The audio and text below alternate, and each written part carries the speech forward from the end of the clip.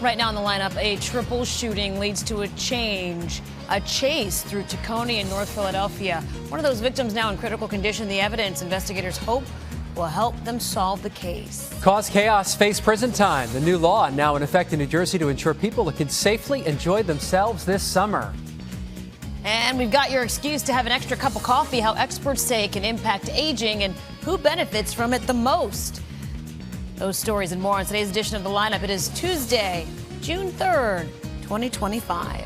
Hey everyone, I'm NBC 10's Keith Jones. And I'm NBC 10's Erin Coleman. Let's get you up to speed with what you need to know today. Yeah, 3 people hurt after a shooting in Tacony, one of them critically. NBC 10's Breanna Weick has the latest on the investigation from Temple Hospital, where at least 2 of the victims are being treated. So 2 of those victims are stable. One, as you mentioned, is critical after they drove themselves to the hospital after that shooting in Tacony. Police tell us officers rushed to the 6300 block of Torresdale Avenue just after 1:30 last night after multiple people called 911 to report gunshots. When officers got there, they found clear evidence of a crime, but no victims. It turns out they drove themselves to Temple University Hospital here and Frankfurt Hospital. Police say a 21-year-old was dropping someone off outside a house when at least one person opened fire. They say they found 13 bullet holes in the driver's side of that 21-year-old's car. It's leading officers to believe he was the intended target of the shooting. That man is stable this morning. 2 other men were sitting on a front porch when they were shot.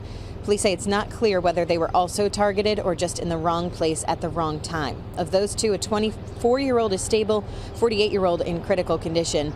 Police say a car was seen speeding away from the scene. Officers tracked it down to North Philly, where they pulled the driver over.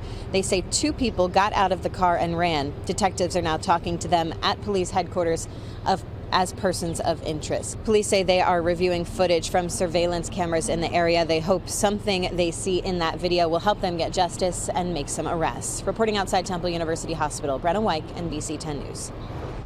Developing right now, we're learning more about the man who was gunned down in Center City. Police say 31-year-old Derwin Darnell Matthews was shot at the intersection of Kamak and Locust early yesterday morning, just hours after the LGBTQ community had finished celebrating the start of Pride Month. Police believe there was an argument outside of a nearby bar before shots were fired. Friends say Matthews was a chef and a beloved member of Philly's ballroom community. Very heartbreaking. Our community is definitely in shock. Derwin was someone who was a protector. He was someone who loved on everybody, wanted to make sure that everybody was okay. Police are still searching for the shooter. New Jersey is cracking down on people who start chaos and brawls at carnivals at the Jersey Shore. Governor Phil Murphy signed a bill into law, the Public Brawl Law. According to that bill, anyone caught organizing chaos could face up to a year and a half in prison. Some people we spoke with said the law doesn't go far enough, and it should include consequences for parents as well. If they're underage, I firmly believe that their parents should be held accountable. This new law comes after several incidents. Gloucester Township Day was postponed after fights broke out last year. And on Memorial Day weekend, there were more troubling scenes in shore towns like Seaside Heights, where investigators say there were 3 stabbings over 3 days. Hey, Montgomery County Animal Rescue is figuring out what comes next after at least 18 of its animals were killed by fire. We have new video that shows the fire just tearing through the Possibilities Animal Rescue in Talaminson Township Sunday. Its founder tells NBC 10 at least 15 cats died in those flames, as well as 2 rabbits and a chicken. The farm animals are with friends. Luckily, we know people with trailers. And we're working on catching the cats that are out. She tells us she believes there is a group of 10 cats that could still be found. If you would like to help Possibilities Animal Rescue, we have a link to donate on NBC 10, our app there. Let's give you an update now on a second fire that happened at another animal sanctuary. An animal rescue says a fire that killed several animals and destroyed part of its facility was the result of this faulty electrical box. The House of Wiggle Goats in Lansdale says there was a mouse nest behind the breaker box, which led to the fire. The shelter says insurance will cover the cost. Several of the animals who survived the ordeal have already been returned to the shelter. All right, there's some important things that you need to be aware of today for the New Jersey primary. Yeah, early voting begins today. Each county will have locations where you can cast your ballot. Also, if you want to vote with mail-in ballots, today's the deadline to request one. New Jersey's primary is a week from today. Count on NBC 10 for all the information you need to plan your vote. got a full guide for the New Jersey primary at NBC10.com. Look for the link at the top of the homepage. Well, the secret to keeping your mind sharp and your body healthy as you age could be in your coffee cup. Yeah, that is according to a new study. Researchers at the University of Toronto analyzed the diets of more than 45,000 women. They found women in their 50s who drank 3 or more cups of coffee a day were less likely to develop chronic diseases like type 2 diabetes and cardiovascular disease.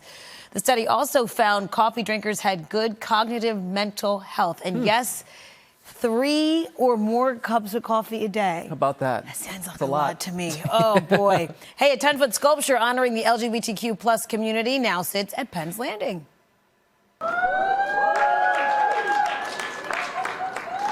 Organizers from Visit Philadelphia unveiled the TQ Plus statue yesterday. They say it's in response to the national debate around transgender, intersex, and asexual people. The sculpture on display at Cherry Street Bridge. It'll stay up until the end of Pride Month.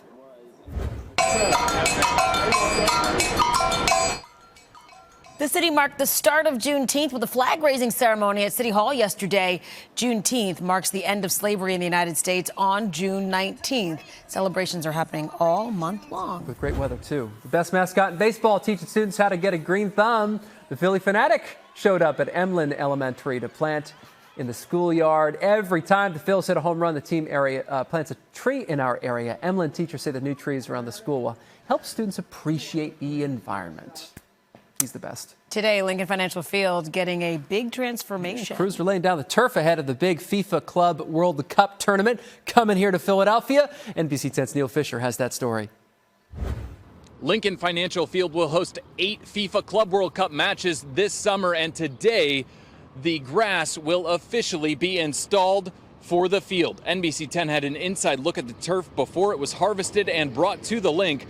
Tuckahoe Turf Farms in Hamilton has been in talks with FIFA since 2020 to create the perfect surface for the Club World Cup this summer and the 2026 World Cup next summer.